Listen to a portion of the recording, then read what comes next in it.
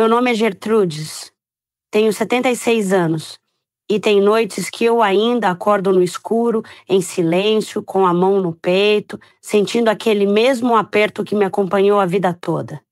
Não é dor física, é dor de alma.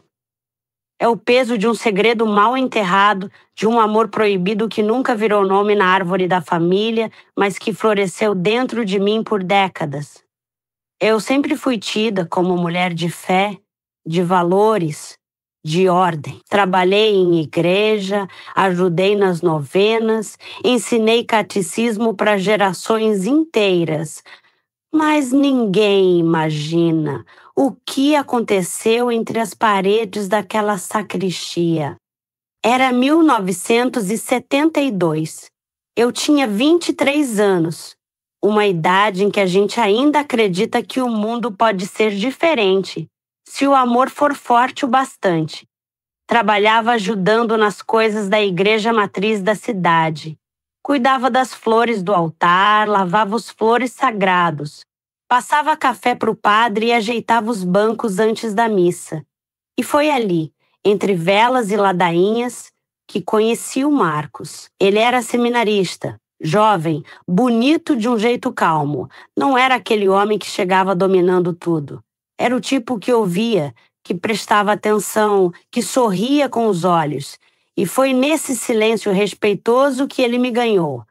Primeiro com a voz baixa nos cumprimentos, depois com os pequenos gestos, uma cadeira puxada, uma vela trocada por mim antes que eu pedisse, um vai com Deus dito de um jeito que parecia bênção pessoal. A gente começou a conversar mais. Pequenas palavras no corredor, trocas de olhares durante a missa. Sorrisos discretos enquanto limpávamos os mesmos bancos. E o que era devoção virou algo mais. Algo que queimava devagar, que crescia sem fazer barulho, mas que um dia transbordou. Foi numa tarde de chuva, eu lembro como se fosse agora. A missa das 7 tinha terminado. Fiquei para limpar o altar. Ele disse que me ajudava. Quando demos por conta, a chuva caía grossa e o portão dos fundos já tinha sido trancado. Ficamos ali, na salinha onde guardavam os mantos, cheiro de mofo, de vela gasta e chão de pedra. E de repente, ele me olhou diferente. Eu baixei os olhos, mas ele não desviou, só disse: Gertrude, você também sente? Eu não respondi. Só chorei. Porque sim. Porque há semanas eu senti e me odiava por isso. Porque amar um homem que pertence a Deus era crime no meu coração. Mas ele me abraçou. E naquele abraço eu me entreguei. Me entreguei com culpa, com tremor, mas também com o coração gritando que, por um instante, eu era vista, desejada, escolhida. Naquela noite aconteceu um amor tímido, rápido, escondido, mas real. E depois? Silêncio. Ele me evitou nos dias seguintes. Depois avisou que ia viajar para o seminário de outra cidade. Disse que precisava de distância, que Deus estava chamando mais alto. E foi. Sem despedida, sem explicação. 3 semanas depois, o enjoo começou. E ali começou a segunda parte da minha penitência, porque eu não sabia se aquele filho era dele ou do homem que apareceu pouco depois, me pedindo em casamento por pressão da minha mãe, que já desconfiava da minha mudança de humor. Casei com ele sem amor, só para calar a boca da cidade. E carreguei aquele menino no ventre sem saber de qual pecado ele era fruto, ou se era milagre.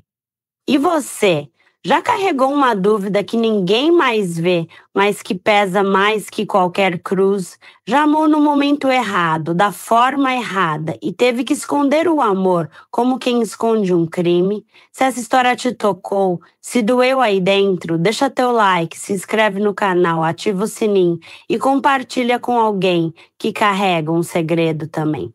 Porque tem alma que só se salva quando alguém...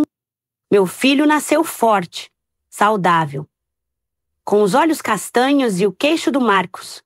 Mas o que me contaram muitos anos depois sobre o que aconteceu com aquele seminarista me tirou o chão. E é isso que eu vou te contar na parte 2. porque tem verdades que chegam tarde demais, mas ainda assim mudam tudo.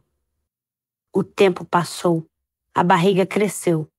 Casei com o Agenor às pressas, no civil, sem festa nem véu. Ele era bom homem, mas frio. Aceitou o casamento mais por honra que por amor. E nunca me perguntou de datas, de prazos, de alma. Aceitou o menino como dele e criou como tal. Mas eu sabia. Toda vez que olhava nos olhos do meu filho, meu peito apertava, porque ele tinha algo do Marcos. Era no jeito de andar, no olhar sonhador, no silêncio terno quando sorria. E eu calei, por medo, por vergonha, por lealdade a um erro que virou vida. Anos passaram. Meu filho cresceu, se formou, casou, teve filhos.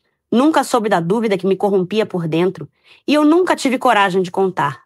Até que um dia, já com 60 e poucos, fui visitar uma prima distante em outra cidade. Conversa vai, conversa vem, ela solta. Você soube que aquele seminarista de vocês, o Marcos, largou tudo, né? Dizem que foi depois de um escândalo. Meu corpo gelou. Perguntei o que houve. Ela disse que ele largou o seminário poucos meses depois daquela viagem, que nunca mais se ordenou, que virou professor de literatura num colégio de freiras e que por anos carregou um caderninho onde escrevia cartas para alguém que nunca respondeu. Ninguém sabia para quem eram. Só que ele chorava lendo. Meu mundo parou ali e pela primeira vez eu soube. Soube que ele me amou, que ele me escolheu, que talvez ele tenha descoberto do filho, ou suspeitado, ou simplesmente sofrido com a ausência de algo que poderia ter sido. E eu nunca fui atrás, por medo, por vergonha, por covardia. Voltei para casa com o coração em pedaços. Escrevi uma carta para ele, mas nunca enviei. 2 anos depois, soube da morte dele. Sozinho, num quartinho modesto, sem herdeiros, sem ninguém que carregasse seu nome. E ali, eu chorei como quem enterra um pedaço de si. E você? Já calou uma verdade por tanto tempo que ela virou cicatriz? Já amou alguém e deixou esse amor morrer por medo de enfrentar a própria fé, a própria família, o próprio reflexo no espelho? Se essa história te tocou, meu filho, se doeu como doeu em mim, deixa teu like, se inscreve no canal, ativa o sininho, compartilha essa história com alguém que ainda pode dizer eu te amo antes que seja tarde. Meu filho nunca soube a verdade.